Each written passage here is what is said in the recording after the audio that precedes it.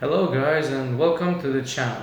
So in this video we're going to delve into a very interesting and controversial topic known as the feminism and the roots of it, the background and all the information and everything that we can have, which in this era of the time and the society, is really feminism the right thing?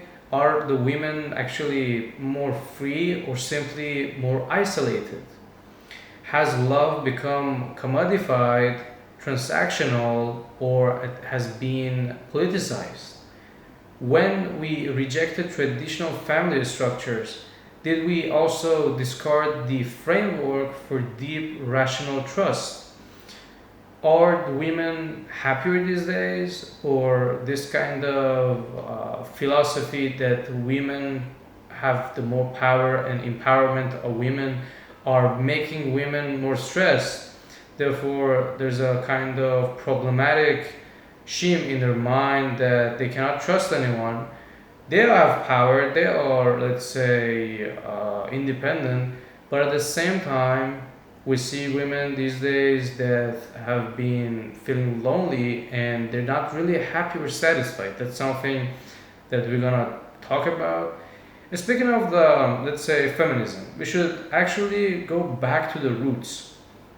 It was the winter of 1969 that there was a woman known as Kate Millett. She actually had her PhD thesis work, and it was a really wonderful kind of thesis that she had that led to a really interesting book. So sometimes revolutions are not built or started with fights or guns, they're built with books. That's what happened actually here. So a kind of revolution begins with a book, and deep down in the apartments when they are having some talks and they're thinking, a small room where ideas are actually born, laughter echoes, cigarettes burn. Sometimes it happens like that. So was this one. So speaking of feminism, in a modest apartment on Madison Eve, actually a group of young women gathered around and had some discussion, and then this idea came into reality. The woman, the main character of our discussion, is named Kate Millett, a tall woman, quite independent. Based on the evidence, we know that she had a that had left the family. Her dad, at a very early stage in her life, had left her mom and her sister. So they were living without the actual society norm of the position of a dad in the family. Well, that does a lot of things to someone for the perception and for the expectation of the life. So in her life, there was no guy with the responsibility of a father in the family.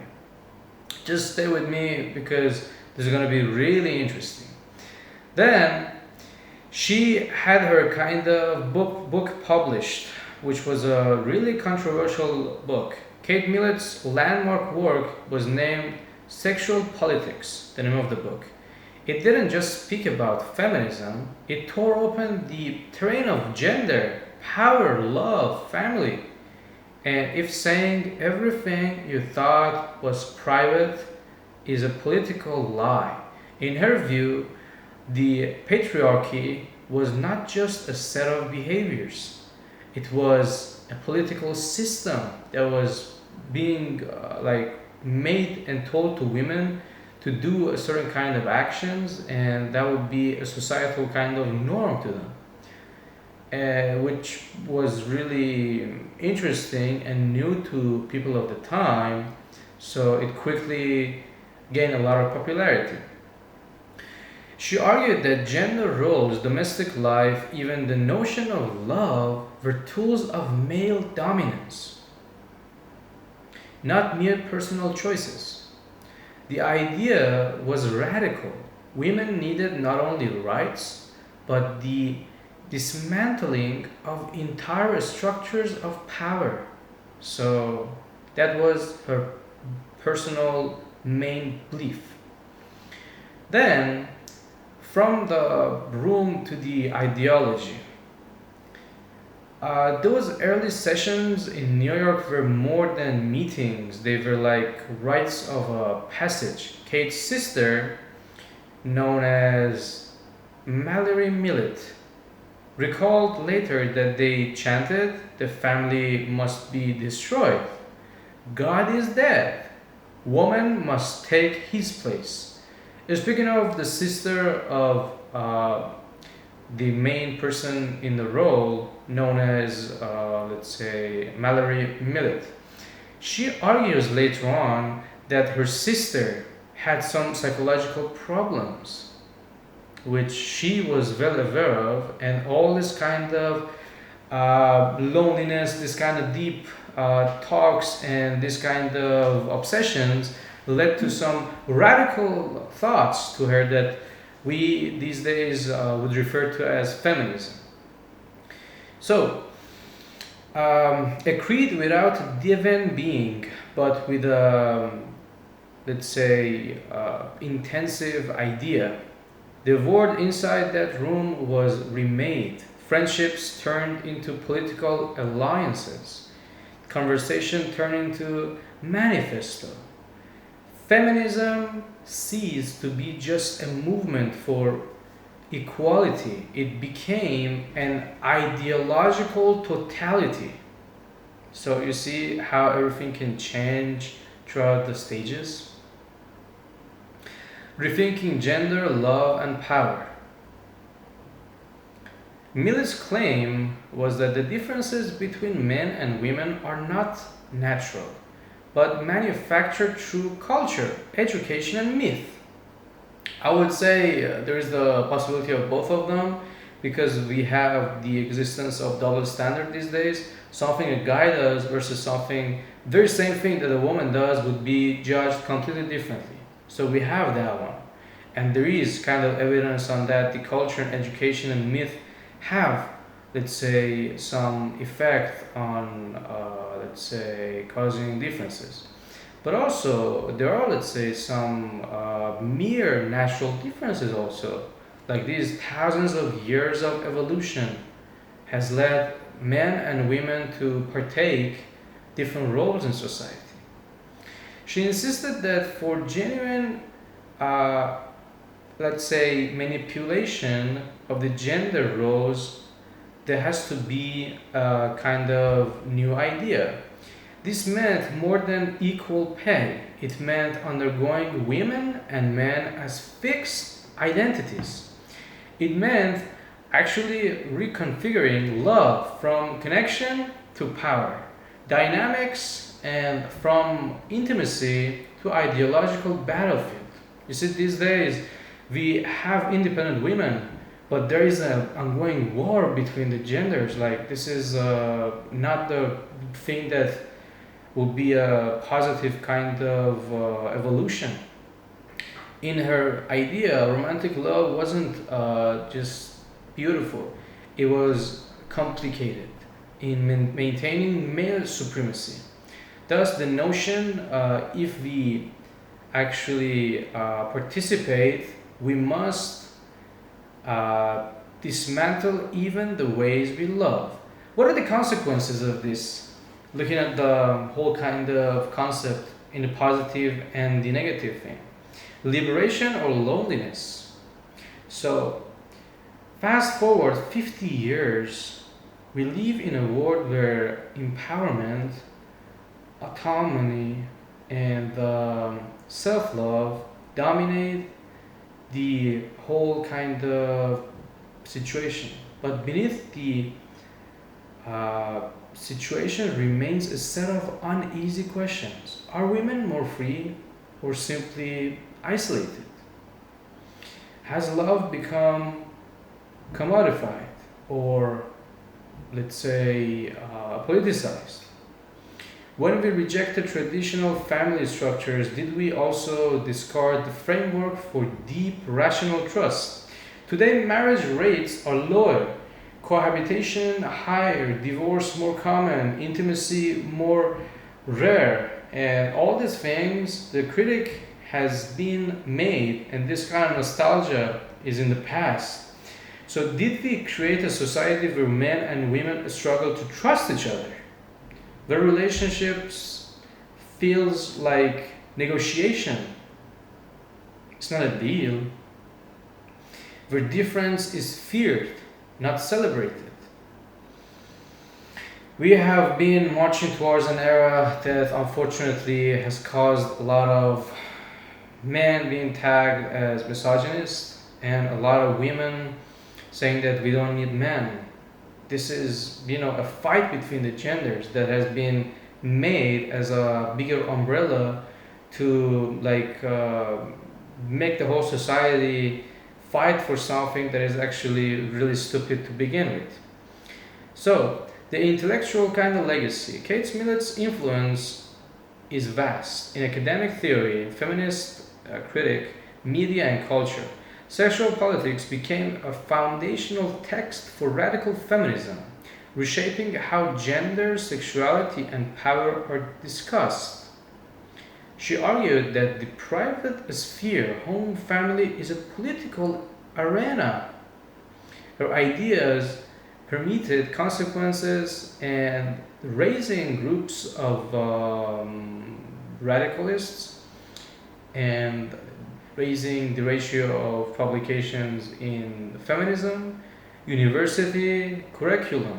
So it was a big kind of movement, I suppose. Yet, and this is key, many of the longer term consequences were unforeseeable. The fragmentation of identity, gender fluidity, questioning of binary roles. I mean, these days it's really controversial. You go on a website, this is what is your gender? Male, female. It used to be like that in the past few decades, but right now there are a lot of different things. Like, there's a whole page where you can choose your gender. I don't know about you guys, but it's really confusing. Like if you be asked about that, imagine, for example, a child these days would go through that and say, okay, what am I? Should search. This is really a rather negative impact. Kate Millett sought to free women from male dominance, but in doing so, she may have in part sacrificed the simple, tender aspects of love and the spontaneous, the embodied, the rational behind it, which we can see the evidence these days. And we're asking the big questions that we actually had in the beginning of this discussion, if you can remember. Decades later, we're left with questions that Kate Millett, let's say, provoked, but didn't fully answer this kind of profound questions. Can equality exist without difference? Can freedom be fully realized without a shared vulnerability? Or can a society build on kind of gender neutral kind of optimism categories? And is it ever kind of humanly possible? We know that a lot of jobs are, let's say, the job markets are mainly done by men. For example, bricklayers or workers, or where the physical power is a must. It's just statistics. We can search them. In the next video, I will bring the statistics and we can actually dive deep into them so we can know, okay, for example, most of the men are doing this kind of job, women are tending to have this kind of job. So to rebuild human connection in a reality, restructuring everything was not a good idea, as you can see. How about a new start? What if I could tell you that Kate Millett once believed she could rebuild the world? In her words, the revolution was necessary, but revolutions are messy. They begin in rooms and they ripple into decades. They change laws and souls. So perhaps the task today isn't simply the continuation of her revolt, but the reconsideration of the difference and equality, of love and power, of men and women as allies, not enemies, Perhaps our next kind of frontier is not destruction, but recreation.